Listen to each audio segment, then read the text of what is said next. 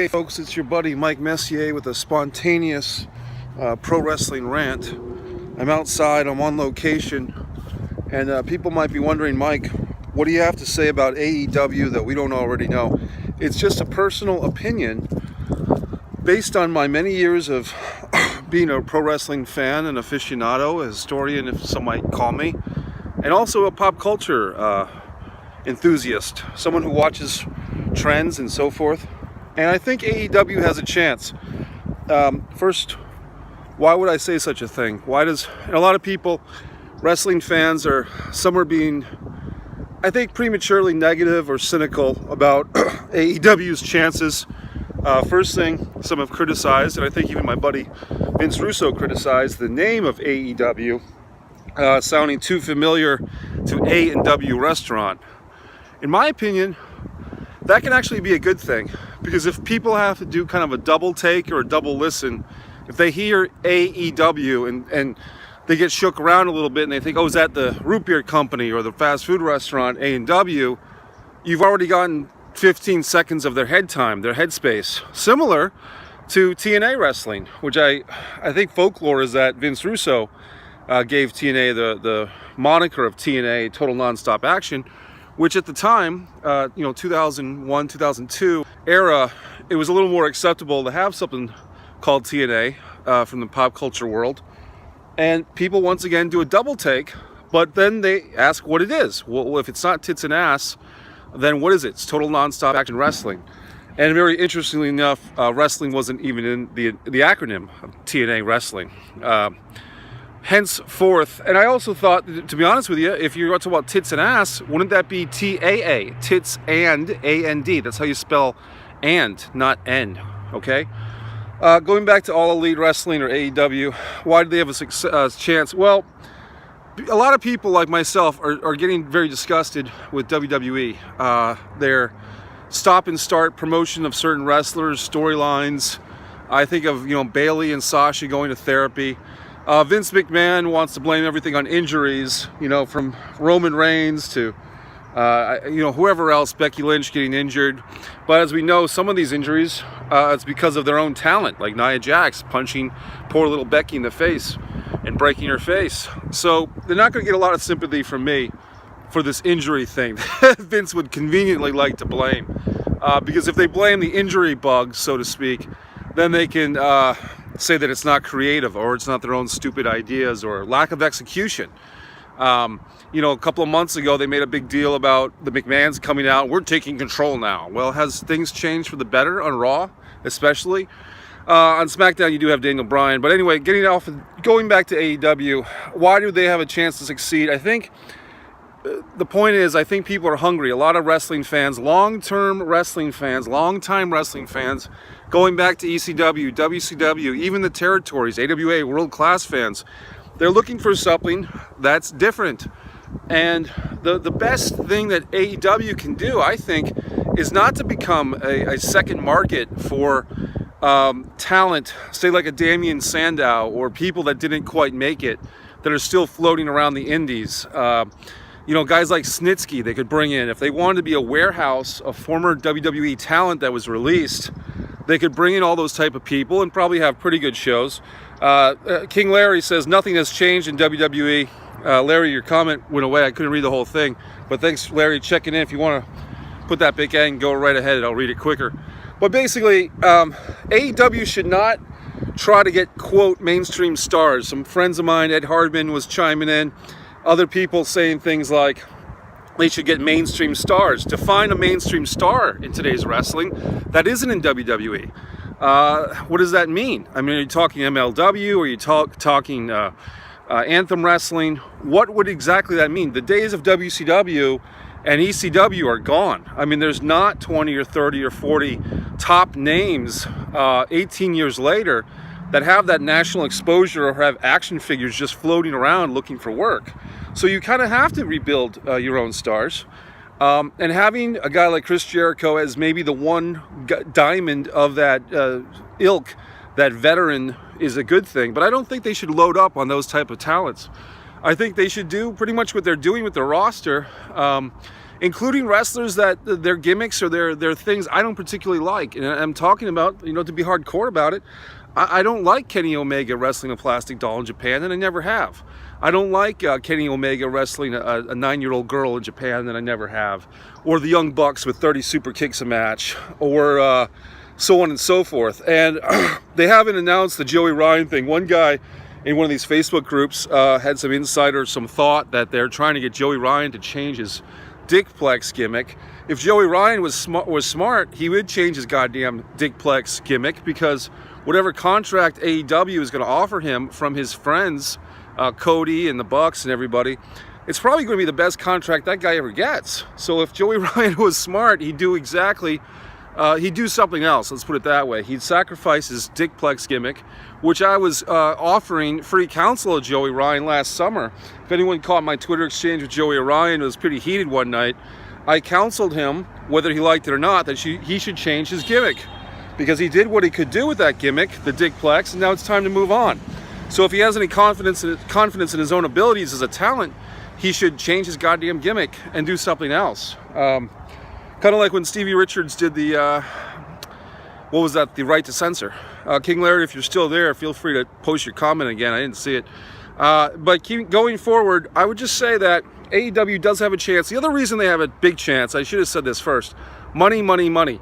They're starting from a position of strength. They're starting from a fantastic position of having a lot of fucking money. So when you have money, money begots money.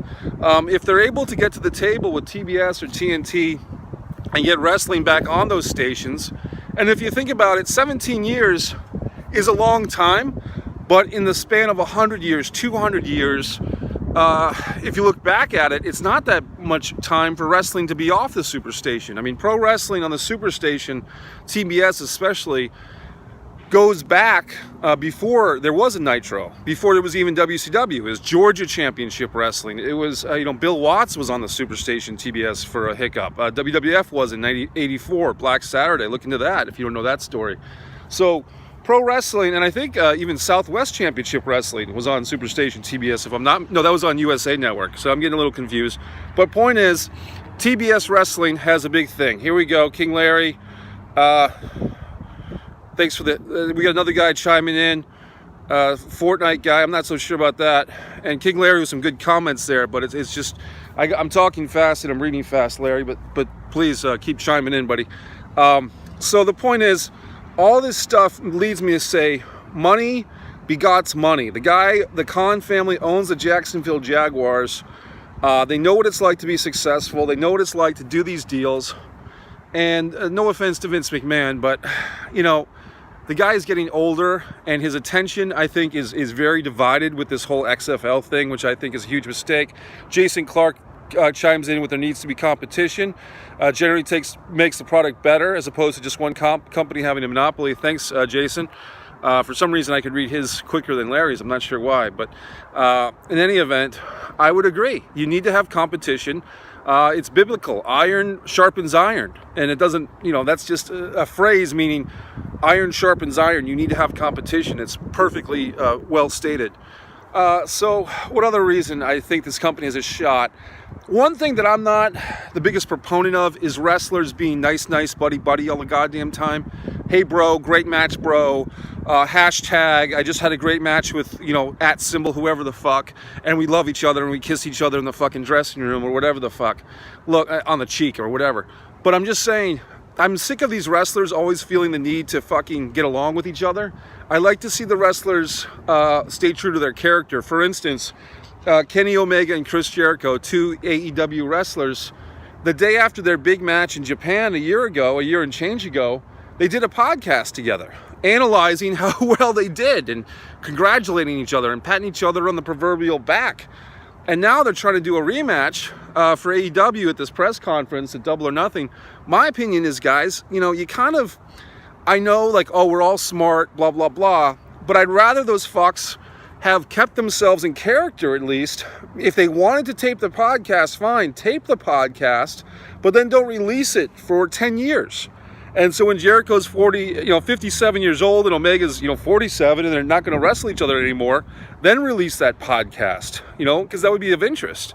But to just, to me, it's like if anyone remembers Magic, and they had the mysterious magician or the masked magician, on fucking Fox TV in like the mid 2000s or the early 2000s, and he was always giving away the magician's tricks. If you remember that guy, I have a good friend who's a magician, and he was telling me that the whole magician's community wanted to fucking blackball and kill that motherfucker because he's ruining the magician's tricks. But now all these wrestlers, they can't help themselves. They can't keep storyline.